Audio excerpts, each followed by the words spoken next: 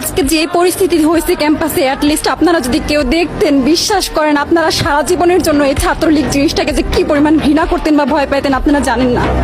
এরা আমাদের সামনে রড দিয়ে পিটায়, ছেলেগুলারে রড দিয়ে পিটায় একদম আধা মরা করে ফেলছে।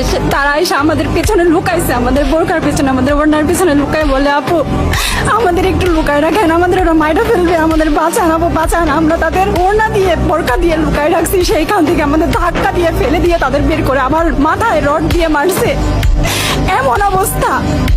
এবং তারা আমাদের ক্যাম্পাসের পরিচিত মুখ, আমরা চিনি তাদের, তারা এই অবস্থা করছে, রাস্তায় একদম শোয়াই ফেলছে।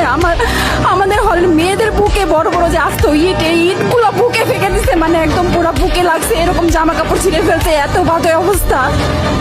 অথচ আমার ব্যাচমেট, আমরা যাদের সাথে ক্লাস করি, একসাথে বসি, আমি তাদের একটা কথা বলতে দেখি না এগুলো নিয়ে, একটা কথা না। এবং তাদের নিউজ ফিডে গেলে দেখবেন তারা এখন এগুলাই সাপোর্ট করে যাইতেছে।